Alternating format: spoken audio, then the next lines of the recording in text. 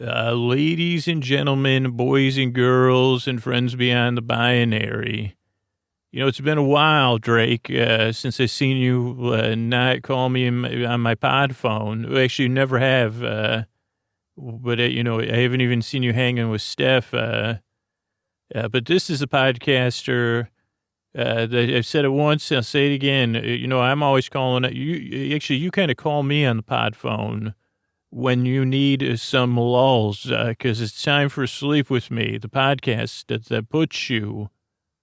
And Drake, give it a shot, buddy. If you're hearing this, I'd love to help you sleep too, because, you know, I love Canada too, because this is the podcast that puts you to sleep. Also, I'd love it if you consider becoming a voluntary subscriber in 2018 or even before, and supporting the show on Patreon for the value you get out of this free podcast. Become a part of the show. Emily signed up because $5 is really an upgrade for the ad-free episodes. She already pays $5 for ad-free Pandora and pays extra on Hulu. So she sees it as a great deal. And she also believes in what we're doing here and knows the world needs it and considers this a small business, not like a big corporation. And Allison decided to support the show because it's consistently given me a full night's rest, and sleeping regularly has enormously improved the quality of my life. And I figured since you've done so much to help me, I can give what I can to help you in return.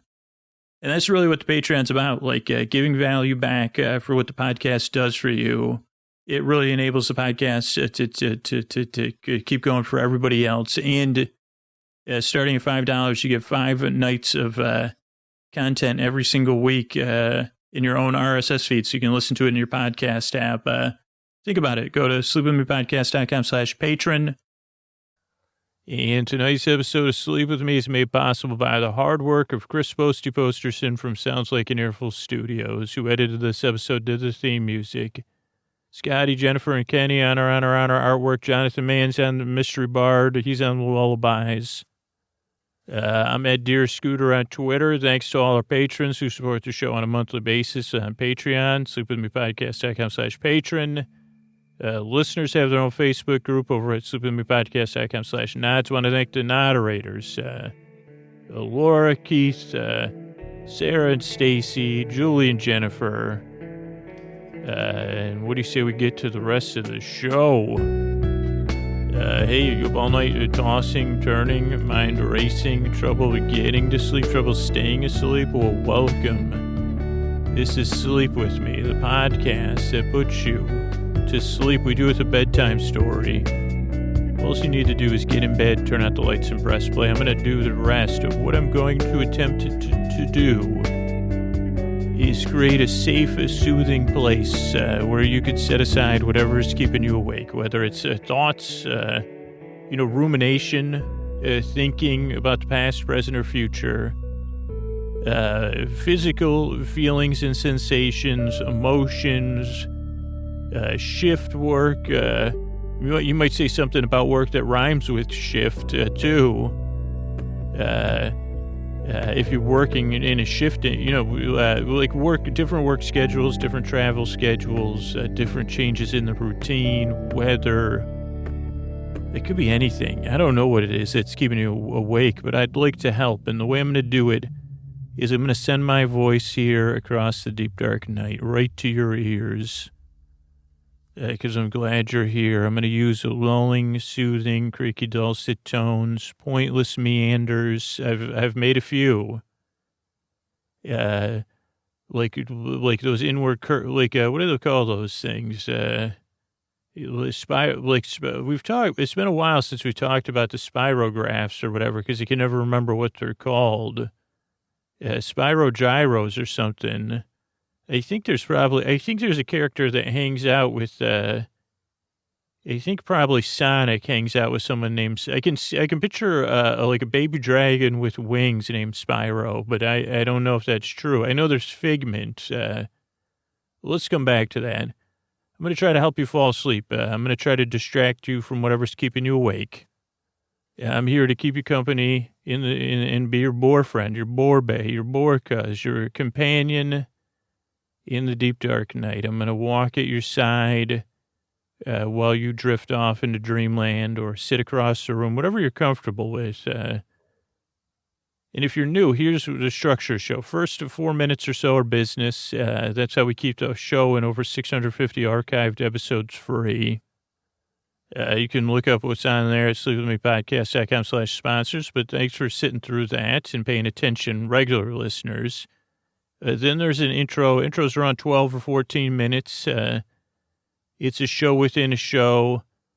A lot of listeners, I think it's a good as a part of a wind down routine. You start it playing, you get ready for bed, you start to wind down, you get comfortable. You turn out the lights, like all that stuff. But it's a monologue where I kind of try to explain what the podcast is, and I go off topic. You know, whether it's a Spyro or a gyro in my brain, or a Euro, hopefully I don't have one of those. Hopefully I don't have any of those in my brain.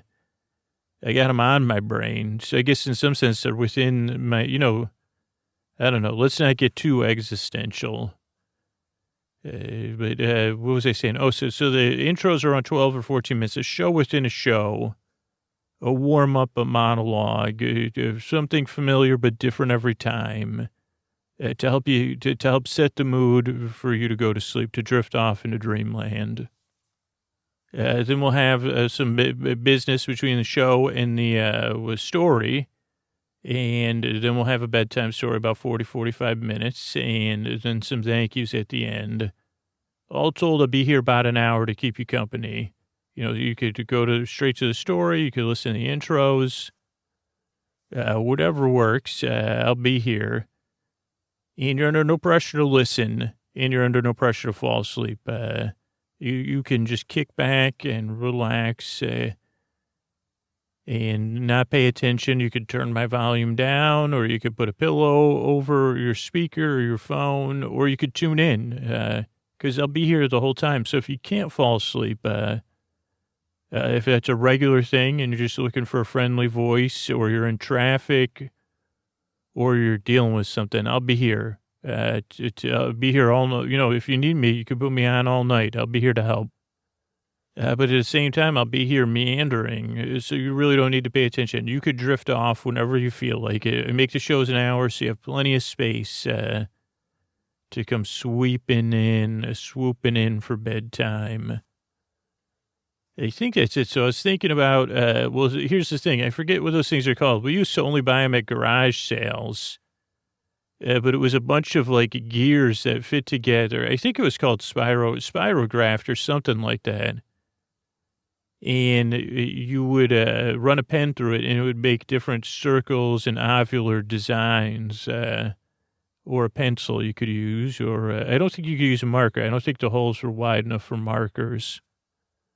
But then I was thinking of baby dragons. So Figment was a baby dragon. Now, these are nice kind of dragons. Figment was purple and worked with the Imagination Station or something. What was it called? Journey to Imagination.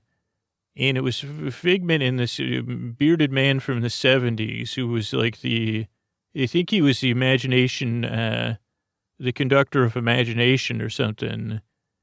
And Figment was I guess to demonstrate imagination. And Figment was a little bit like a Pillsbury, if you took the Pillsbury Doughboy, just in case you're not familiar, you turned him purple. Gave him some horns, a little bit of a snout, a bigger smile. I think a yellow and red striped belly, some small wings, a really nice kind of disposition. And that was Figment. I think they retired Figment and then brought Figment back, but I don't know. I don't know who the other person was. It was just some dude straight out of the 70s. He looked like he could have been had a role, a non-speaking role in The Love Boat. Just in the background, working the fourth bartender or something. And then I think there's another dragon, Spyro or something. Here's the thing that this is another distraction, because I was going to talk about, baby dragons and But then I was thinking, would Spyro, like, who are Sonic? I don't know how many people are familiar with Sonic the Hedgehog, but who do you think Sonic's best friends are? Like, is there somebody named Spyro that hangs with Sonic? I know there's like actually, I don't really know a lot. I know there's Knuckles, but I don't know if Knuckles and Sonic are friends or rivals. And after that, my mind, because the only games I play, I think the only one I play is like one where it's a mashup, I think, of Olympics. And that was for the Wii, where I think you could be Mario characters or Sonic characters. Or maybe this is a dream. Is there a game like Sonic and Mario at the Olympics? I think there is. If it is, maybe I should go play it right now. It's really hard, both the Winter Olympics and the Summer Olympic versions. Yeah, but I was just wondering. I guess I was hoping my brain would give me an answer. Like, who would Sonic's best friend? I mean, I wouldn't mind being Sonic's friend. Is there a Sonic-based bowling game? Can you imagine if you, that would be fun if Sonic was real, one, and you were best friends, and Sonic was a little bit of Joker, and this was okay with Sonic, like to show up at bowling alleys and start bowling with Sonic, and then just leave, like see what people do. Maybe even show up to a league night and say, hey, man, yeah, what's up? I got my new ball.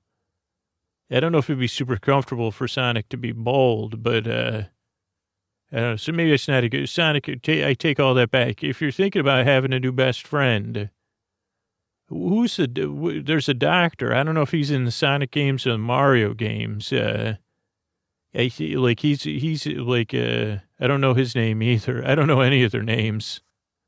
I know Princess Peach, because I usually like to be Princess Peach, in, Mario Kart. Then I know those characters. There's Yoshi, Wario. I like when Wario says, I'm Wario. That makes me laugh so much.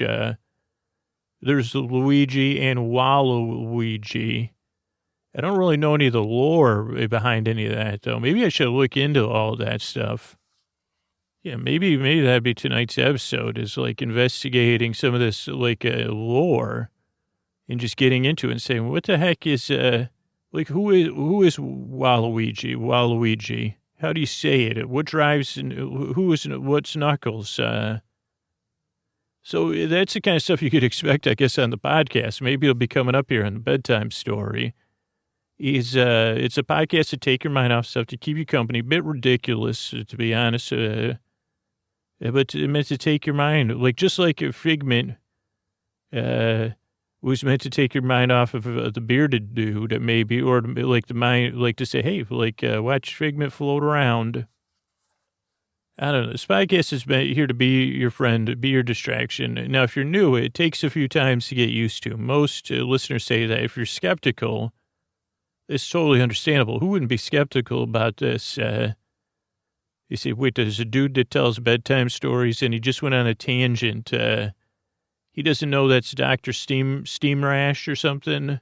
The one with the mustache. The Dr. Mustache Toast. No, that's like, I thought it would come to me.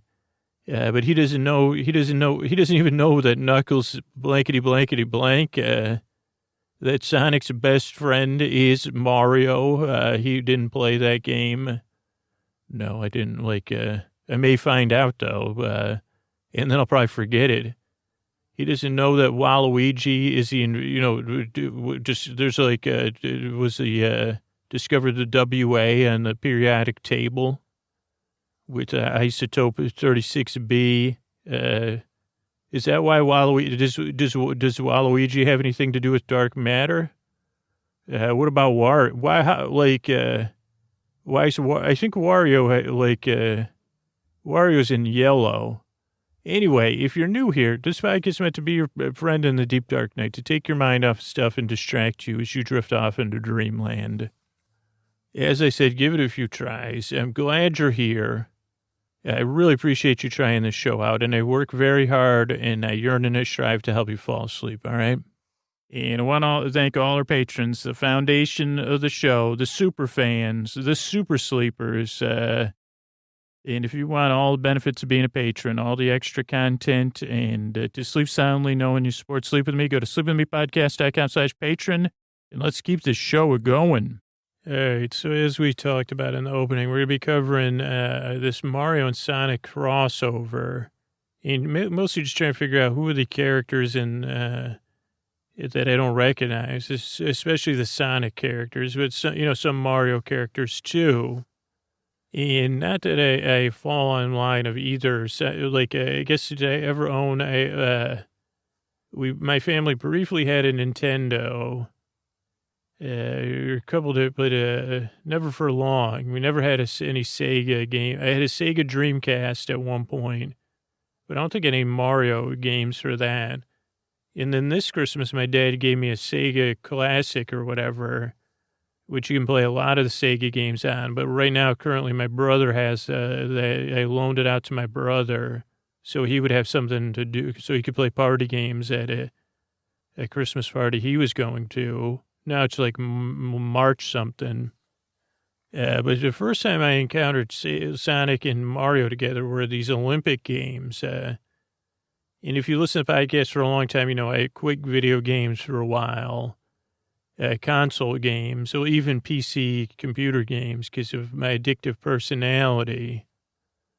And a couple of years after the Wii had been out, I said, well, maybe a Wii would be like a good, like I could play it with with my, I thought it'd be fun to play. And it would be less, because the games, I thought the games would be less they'd be less likely to suck me in, which was more or less true. And I thought it'd be fun. I said, hey, we could play Wii together. So one holiday, I went on a trip to Bend, and I think I had gotten the Wii. Maybe I had bought it for myself or something. And because there's no, so we were on a road trip to Bend, Oregon, and there's no sales tax in Oregon, and you don't pump your own gas. But I had picked up this game. Maybe I even rented it, Mario and Sonic at the Olympic Games, and it was pretty cool, and it was kind of a fun party game, but it was very, very difficult. Like the controls on the Wii, it was just really hard, and I think you had to get certain gold medals or something to even unlock all the sports. So while it was cool conceptually, and it made interesting use of the Wii controllers, it was very difficult to get gold medals or to unlock all the games. Yeah, but it was also notable for all these characters where I said, who the heck is this, spindly-legged steampunk character? Or who is Knuckles or Amy and whoever? I mean, I know, Mario, Luigi, Sonic, Yoshi and Peach I know from Mario Kart. And Luigi... Wario. Is Wario in Mario Kart? There was this game, anybody as a 420 listener, and I don't know if it's available on other consoles, but there was this Wario game called Wario Shake It. And it was basically, it's a one-person game. I don't know why it wasn't a two-person game, but it's all these mini-games, and it's like, it seems designed to be played at 420 for anybody that, I would still play those games, and, but I'm not a blazer anymore, but it's a really fun mini games. And I had bought it, I think on eBay and then scratched it, and maybe I still have it, or maybe I bought it. I could have sworn I had a copy of it, but, cause they still have a Wii. I don't really use it. I think it's still hooked up and stuff. But yeah, so the Sonic and Mario game, it was Mario and Sonic at the Olympic Games. It was the Summer Games. And then at some point it came out the Winter Olympic Games, which I also bought. I don't think I played a lot of the Olympic Winter Game because the Summer Games was so hard that I said, oh man, if this is as hard as that, forget it. Yeah, but let's see. Mario and Sonic, this is from Wikipedia, which we'll be quoting and paraphrasing from extensively tonight. Mario and Sonic at the Olympic Games, a crossover sports and party game from Sega R&D. Published by Nintendo, in Japan and Sega and other regions, and released on the Wii in November 2007. And the Nintendo DS in 2008. It was the first official video game in the 2008 Summer Olympics in Beijing, which also was like the new culmination of opening ceremonies. Those Beijing Olympic openings with the scroll and everything were unbelievable. And it was the first official crossover game to feature characters from Mario and Sonic, the Hedgehog series. It's a collection of 24 events based on the Olympic Games. You can be a Nintendo or Sega character.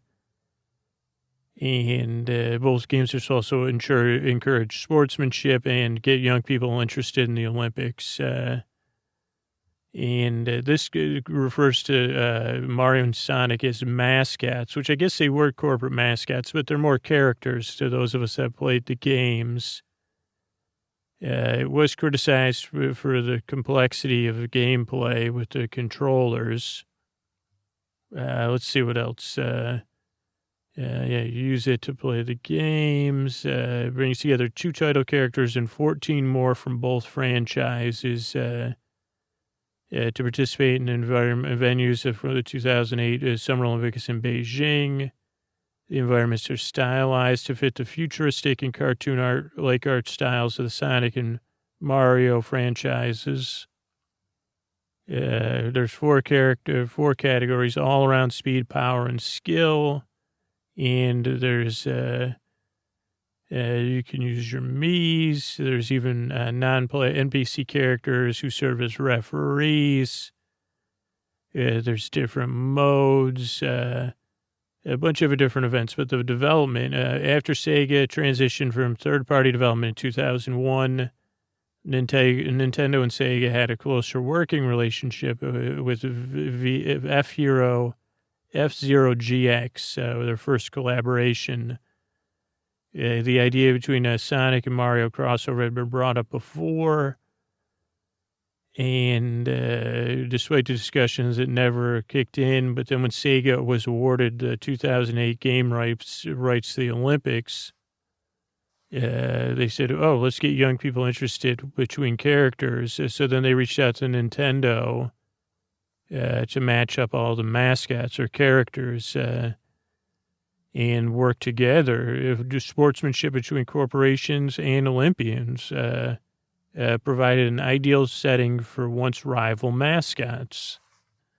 It was announced at E3 in 2007, developed by R&D department at Sega.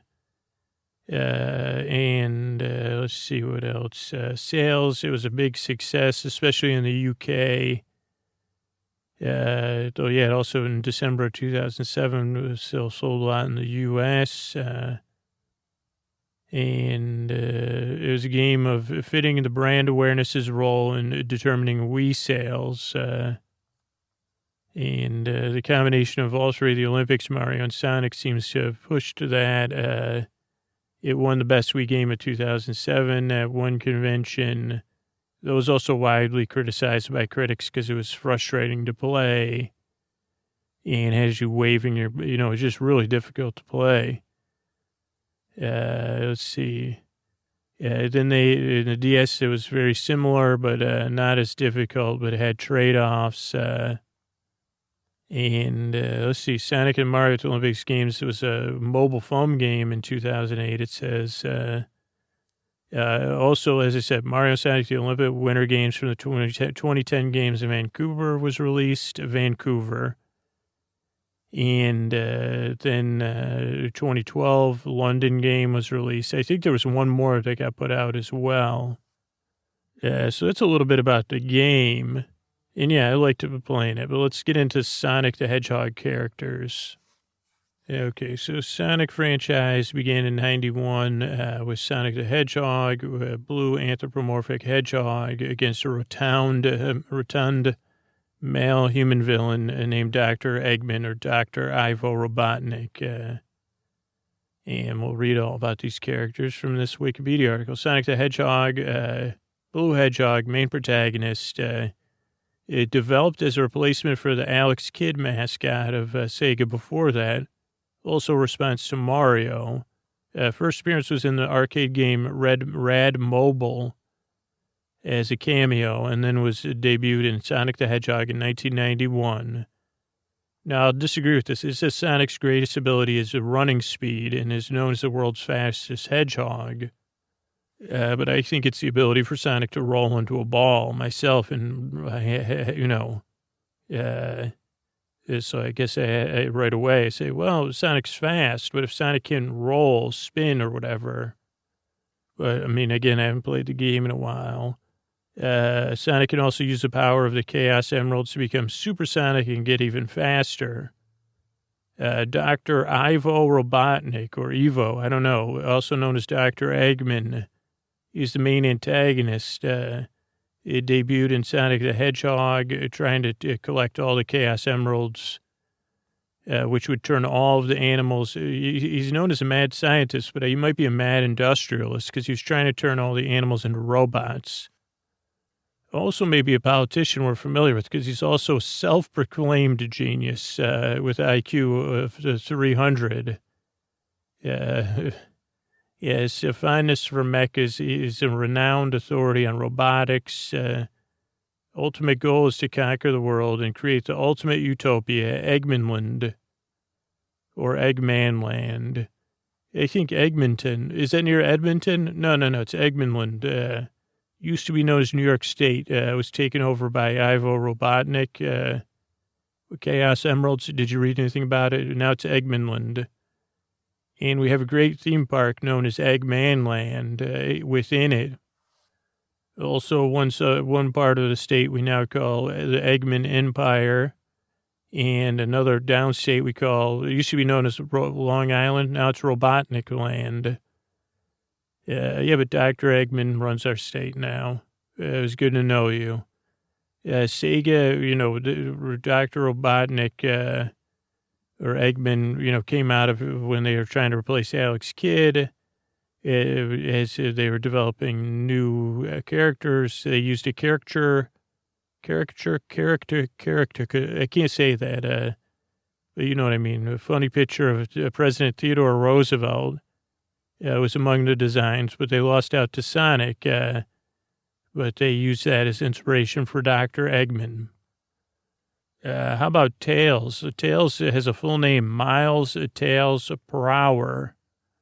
And I have a cousin named Miles. Now, Miles' is the older brother. Kevin listens to this podcast. Kevin actually is a genius. He's my cousin that is a genius, or he has a genius IQ. I would call him a genius, so he's also nice. Not like no offense, Dr. Eggman. And so that's my cousin Miles, one of my favorite cousins. Also Matt and Pat. Miles, Matt, and Pat, some great cousins. Also any of my other cousins that are listening, you're great too. Sarah, JD, Abby. Trying to think what other cousins listen to this podcast. Oh, of course you, cousin, Joe. Trying to think any other cousins that should give me shout-outs. But what's up? Cousin Power. But Miles, Tails per Hour. Nobody named Tails. This is a two-tailed fox. So fox with two tails. Not one, but two. Sonic's best friend and sidekick. His name's a pun on miles per hour. Miles per hour. Uses two tails to propel himself into the air like a helicopter. Designed by Yasushi Yamaguchi, the main artist and designer for Sega's Sonic team. Wanted a competition. There was a competition to find a sidekick for Sonic. Robotnik was messing around with Tails and has appeared in almost every Sonic game, and also two spin-off games, Tails' Sky Patrol and Tails Adventures.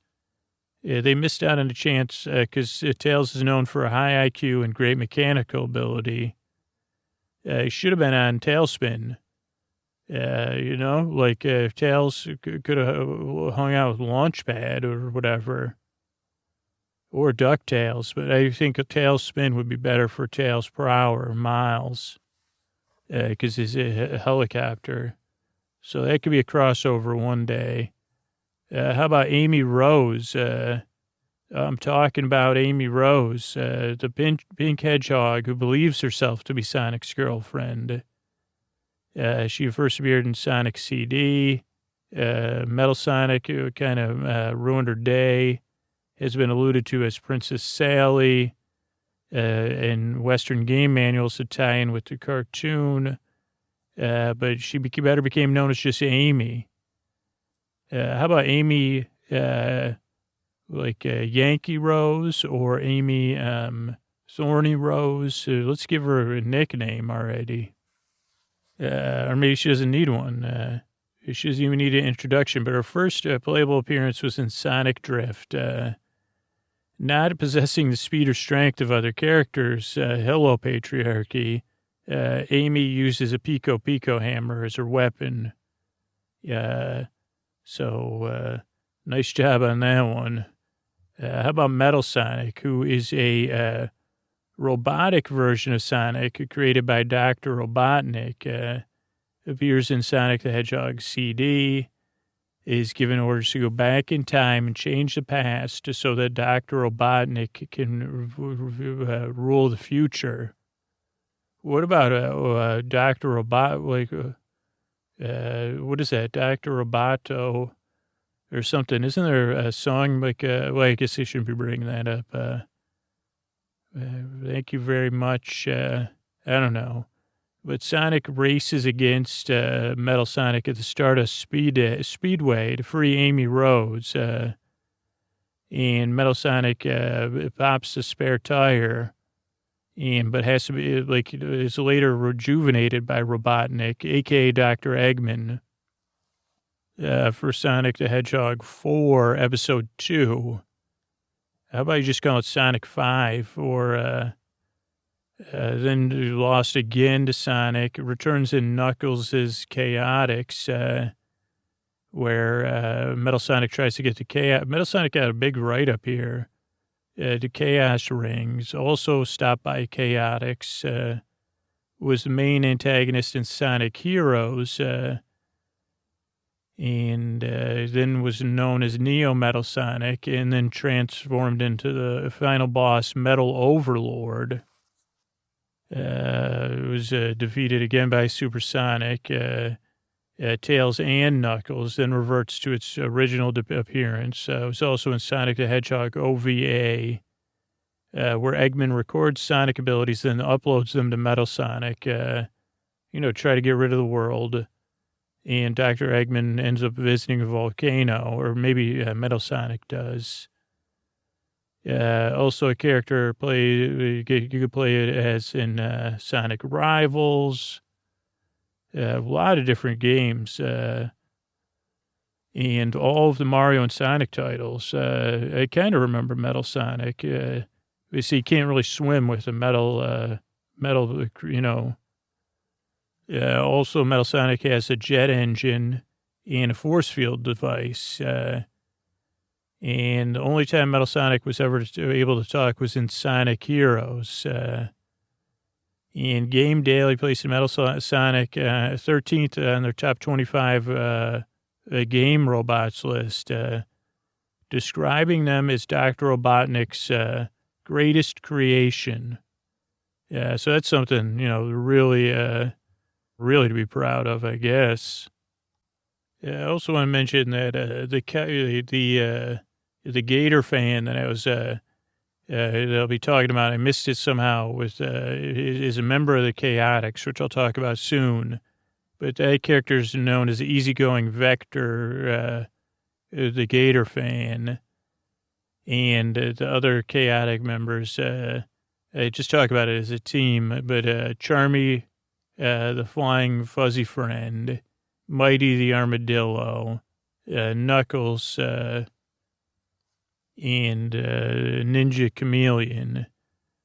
But I don't know why Vector seems like one of my favorite characters, even though Vector doesn't really get much of a write-up here on Wikipedia. But I just had to stop it for a second and talk about Vector, because Vector has headphones on.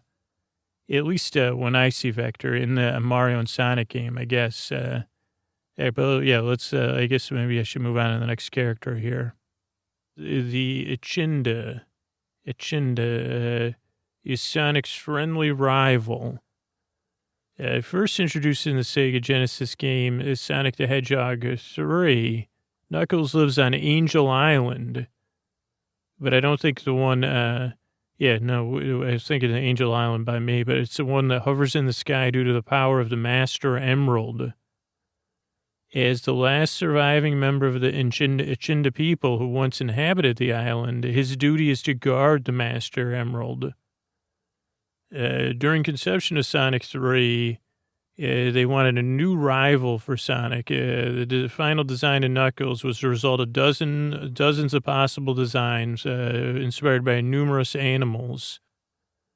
A character with many different abilities and skills, he is physically one of the strongest characters of the Sonic series. His strength and mastery of martial arts enables him to perform feats like shattering boulders. He can trap air under his dreadlocks. I didn't even know he had dreadlocks to glide for short distances. Here's another character, Egg Robo. That's one word with capital R, EGG capital ROBO, Egg Robo. Oh, it's a thing though. An Egg Robo is an egg-shaped humanoid robot which resembles Dr. Eggman. First appeared in the game Sonic and Knuckles. Like in Knuckles' story, however, one Egg Robo replaces Eggman at the end of the zone boss in a number of levels. An Egg Robo later appears in Sonic R as a playable character and in the form of a kart racer in Sonic Adventure 2. Fang was initially known as Knack the Weasel in English localizations. It's a purple Wolfie Poo Weasel hybrid and was first in Game Gear, Sonic the Hedgehog in 90, and then in Triple Trouble in 94. He's a treasure hunter in search of the Chaos Emeralds. Who could blame Fang? And he doesn't know their true power, though. He just wants to sell them for a profit. He's a slick, sneaky, and mischievous, and is willing to even take the emeralds for an easier job. Tries hard to outwit others, but is held back by his naivete, and often fails.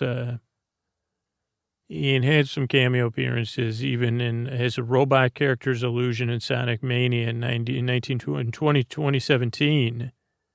Chaotix, Chaotix, are four characters that came out in Knuckles Chaotix as the main characters, and later formed their own detective agency in Sonic Heroes. IGN described them as charming. There's Big the Cat, who first appeared in 98 Dreamcast game Sonic Adventure, where he was placed just to justify the presence of a fishing rod in the game. Although he's conceived beforehand, a big blue anthropomorphic cat, and while unintelligent, sweet, easygoing, and strong. In Sonic Adventure, big story involves his frog fishing friend Froggy. He has to fish Froggy out of waters because Froggy ate a Chaos Emerald. And then he teams up with Amy and Cream the Rabbit in Sonic Heroes to search for Froggy and a lost Chow called Chocola. Been in other games, was a non-player character in All-Stars Racing, and has been derided by the video game press and fan base for his obesity, low intelligence, and one-dimensional development and uselessness within his games.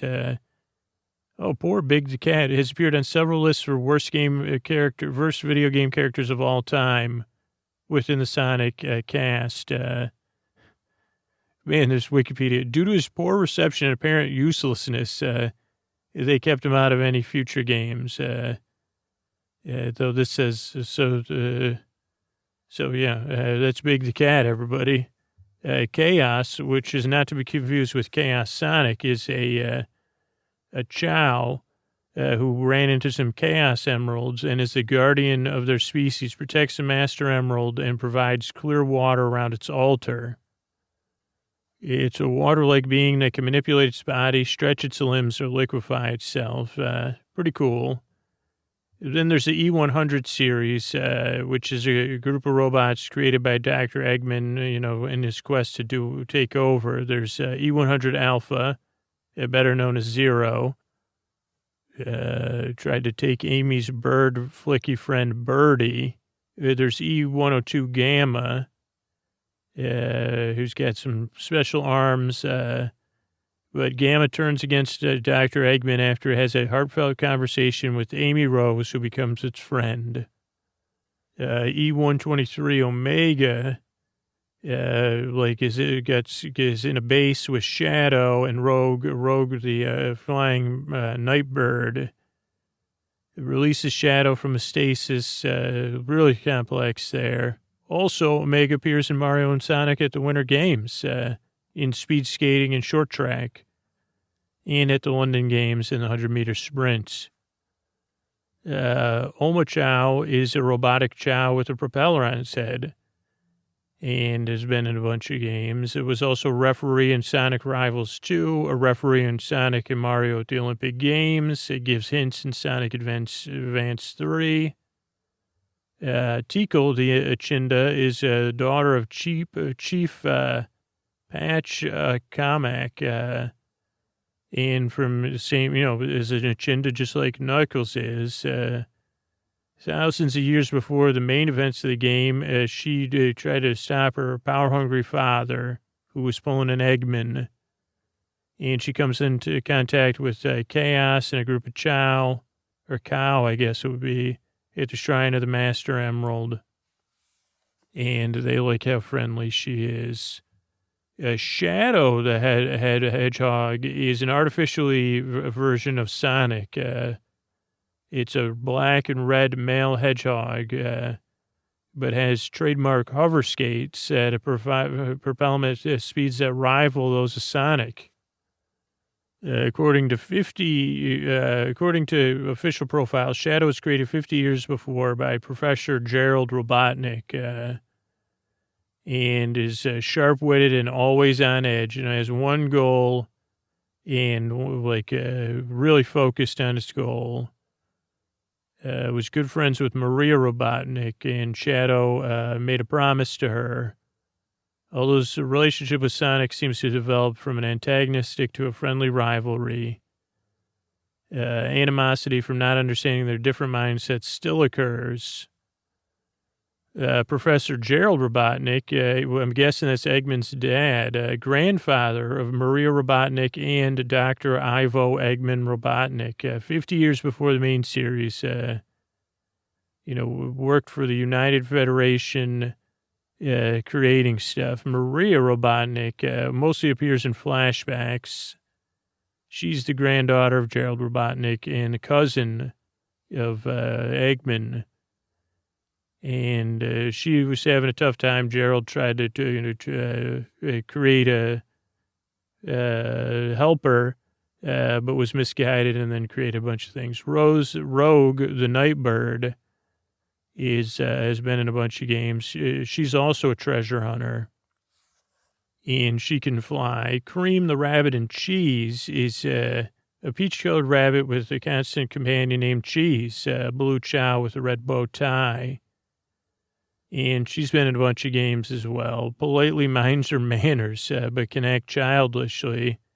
Can achieve flight for short periods of time by flapping her large ears. And Cheese also helps her. The commander of the Guardian Units of Nations is they took place on a space station explored in Sonic Adventure 2. Friends with Maria Robotnik, witnessed the creation of Shadow. Then there's Blaze the cat, a purple cat princess from an alternate dimension. She's the guardian of the Soul Emeralds, her dimension's version of the Chaos Emeralds. So she's similar to Knuckles. She's calm and level-headed, but hides her true feelings. sometimes bogged down by her own strict discipline and devotion to her position. Blaze also has a cape, and she can do a lot of stuff. She was in Sonic Rush, Silver, the Hedgehog's friend, Sonic Rush Adventure. And she was also playable in all 5 Mario and Sonic at the Olympic Games. I remember her. I don't know how many more. We got Eggman and Naga, who is Eggman, descendant from 200 years in the future, arch enemy of Blaze the Cat, and later Silver the Hedgehog. Resembles Dr. Eggman, but personality is different. Heartless, calculating, but polite speech and manners. Then there's like avian thieves called the Babylon Rogues, who that's like Jet the Hawk, Wave the Swallow, Storm the Albatross. Silver the Hedgehog is a silver-furred hedgehog 200 years from the future. First appeared in 2006 as Sonic the Hedgehog. He traveled back in time with Blaze the Cat to deal with Sonic because they thought Sonic messed up their future. Telekinesis, he can levitate objects, interact with the environment, and can use the Chaos Emeralds to transform into super silver. There's Orbot and Cubot, robotic assistants to Dr. Eggman. Or Eggman also appear in the Olympic Games, Winter Games, as the host of the Action and Answer Tour, I think, or something. Wisps are from a lushly planet called Wisp, and they're pretty cool. There's a lot of write-ups. Styx the Badger, Brown Badger, and she also appears in Mario and Sonic at the Rio 2016 Games. So that's a little bit, so those are some of the characters from Sonic. And let's run through the Mario characters. Not that they're any less, but they are just less known, I would say.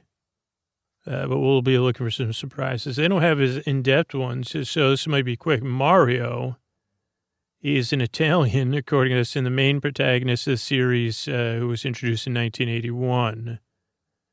Luigi is Mario's younger brother, but taller, fraternal twin brother. Oh, he's the younger twin brother, and he's the official player, too, of the series.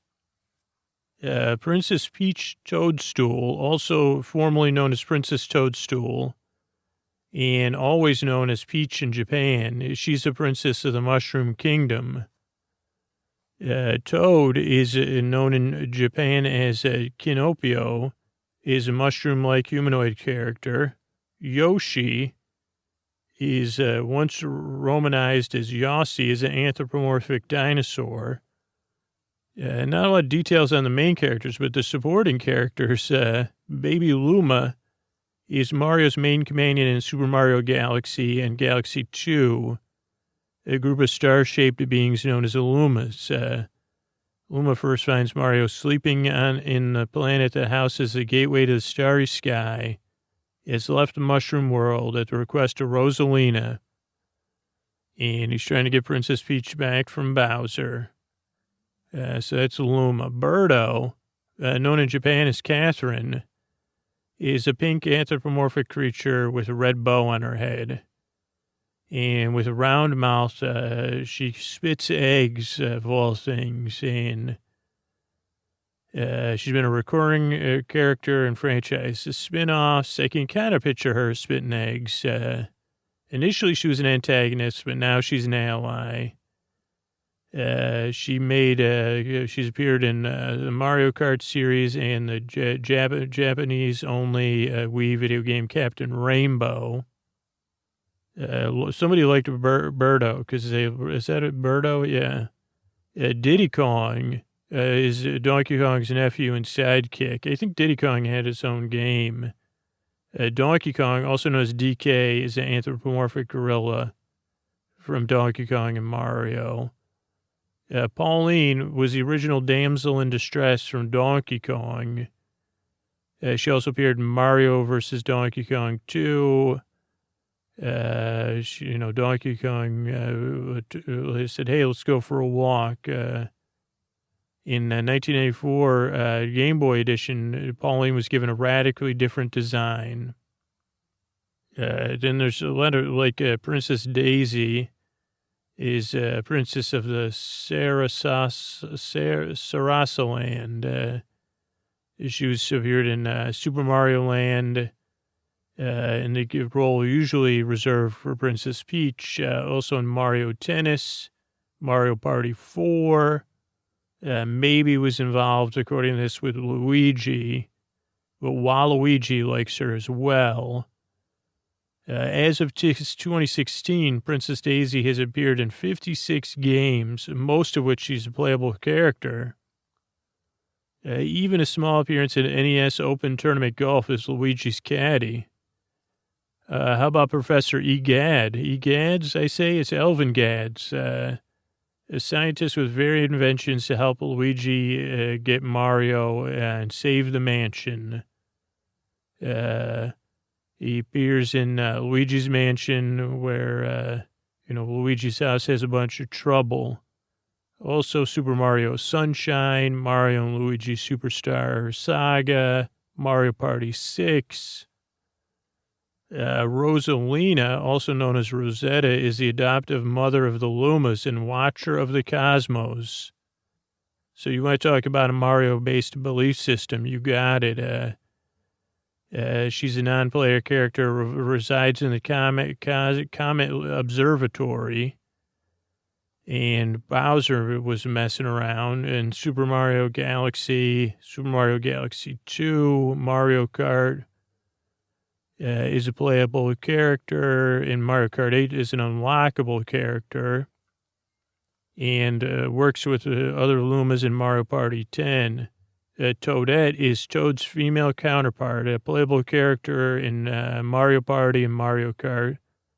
In Mario Kart Double Dash, Paper Mario is an instructor. She has a regular mushroom cap, but hers is pink. Like super.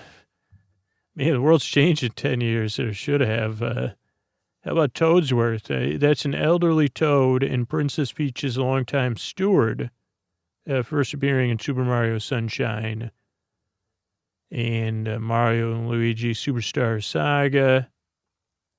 Now, for the love of some Koopa Troopas, let's get into the antagonists. There's Bowser, or King Koopa, a leader of the powerful and turtle-like Koopa race, has been the archenemy of Mario since the first appearance in the game Super Mario Brothers. And main thing Bowser wants to do is hang out with Princess Peach and run the Mushroom Kingdom. Bowser Jr. or Koopa Jr. or simply Jr. is antagonist in Super Mario Sunshine, also disguised as Shadow Mario. Recurring character, also in spin-offs like Superstar Baseball and Mario Kart 8 Deluxe. He just wants to enact his father's will. Boom Boom is a servant and henchman of Bowser. First appeared in Mario Brothers 3. And also chases Mario and Luigi. He can jump up high, he can fly. And also has a partner named Pom Pom. Has lived in various airships where he runs into Mario, guards fortresses, and lends powers, and can be a silent powerhouse, so often causes trouble to Mario and Luigi. Fawful, which rhymes with awful, is also a recurring antagonist, and can be a sidekick to the main antagonist. Has been in Superstar Sagas, or as a sidekick of Cacaletta, who tried to awaken the Beanstar, which could grant wishes. In Partners in Time, Fawful works as a shopkeeper in the basement of Princess Peach's castle, but still harboring plans to deal with Mario and Luigi. In Mario and Luigi Bowser's Inside Story, Fawful was the main antagonist, with a sidekick named Midbus. How about Kamek, who is also known as Magikoopa, acts as Bowser's caretaker during childhood, is a high-ranking minion, Yoshi's arch enemy, main antagonist of the Yoshi series. He is magic. He can self-duplicate, teleport, and has, other magic powers. Has chased after baby Mario and baby Luigi and tried to kiss him on the cheeks and other stuff. Even appeared in one of the Tetris games. So we'll stop at nothing. Kammy Koopa is an elderly Magikoopa and an advisor and babysitter for Bowser in the first 2 Paper Mario games. King Boo is antagonist to Luigi's Mansion and lives on the big farm. Koopa Kids or Mini Bowsers are Bowser's minions. Only appeared in Mario Party series. Koopa Lings are 7 childlike characters: Iggy, Lemmy, Larry, Ludwig, Morton, Roy, and Wendy. And they're the children of Bowser and appeared in Super Mario Brothers 3 and some spin-offs. Petey the fish, also known as Boss Pacoon, is a powerful plant, believe it or not. And usually these kind of plants grow from pipes, but Petey has grown feet and runs around. Primary boss of Bianco Hills. Pom Pom, as we said, is Boom Boom's partner and counterpart. Tatanga is from outer space. Goes for a walk with Princess Daisy. Wart is an anthropomorphic frog king from Super Mario Brothers 3.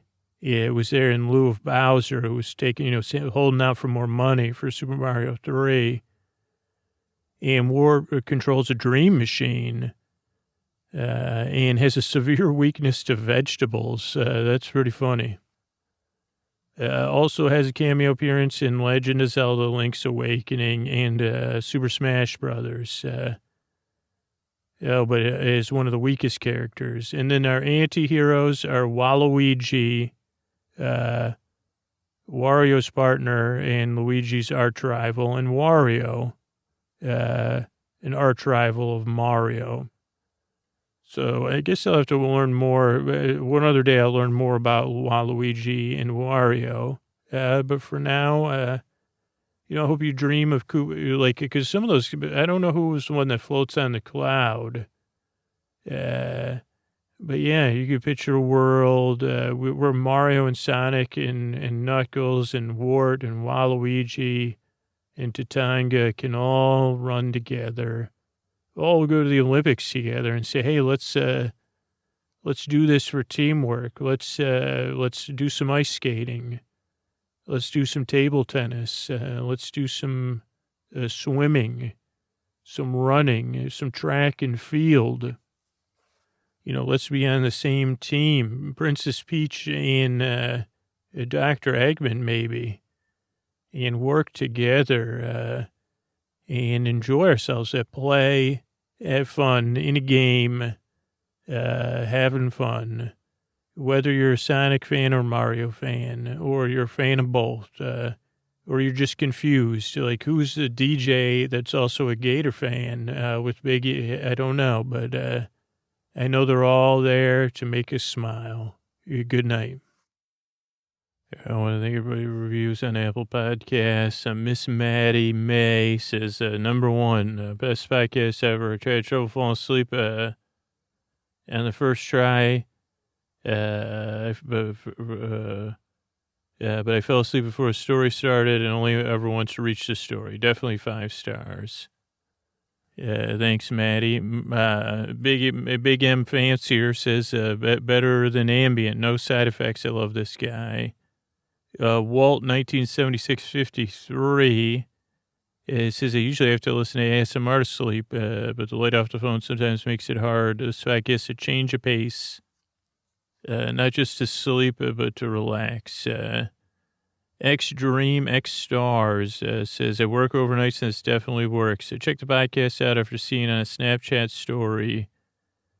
And of course, I was looking at Snapchat while I was trying to fall asleep. It was the best advice ever. I put it on, and at first I thought, he's rambling, and this is not going to work. Next thing you know, I woke up 7 hours later. How about Mimi, who says, supposed to be asleep in 15 minutes. I heard about this podcast from MFM. Struggled with falling asleep for most of my life. I feel like I've tried everything, and for me, this has worked the best. I've been listening every single night for the past few weeks, and without fail, I'm going to sleep within 15 to 20 minutes. Thanks for a great podcast. Thank you. How about Amber, who says, pure and utter nonsense, and I love it. I've been listening to other podcasts help me sleep, but I keep staying up waiting to hear the end.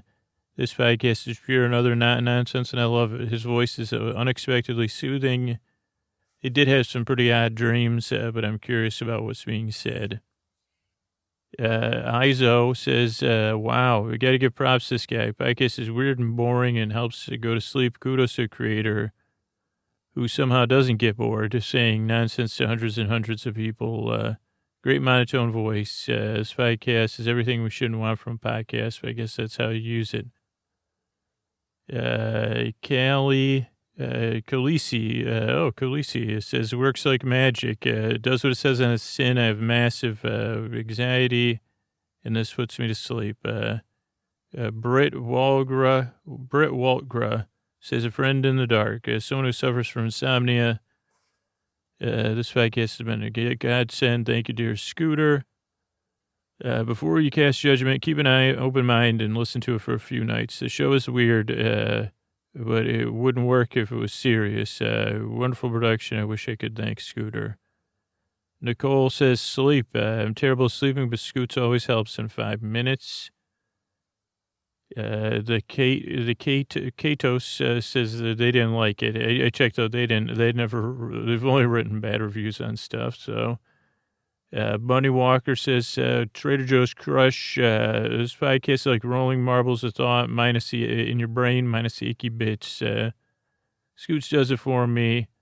Lets me off the hook. Ooh, how good it feels. I mean, you can, to be off the hook, you should be relaxing, and thank goodness for the hook-free environment. This is a safe place to drift off, all gentle like a babbling brook. Cannot wait to become a patron. Thanks, Bunny. The says, I'm asleep in only 10 minutes. It's like magic. Port Dog says, don't know why this podcast works or how, but no matter how attentive I put it on last 15 to 20 minutes. Thank you. And 3 little birds outside my doorstep singing sweet songs. It says weird and quirky, but it works. Thank you. Thanks everybody for reviewing the show on Apple Podcasts. If you want to write a review, just go to over to Apple Podcasts app and write one. Thanks.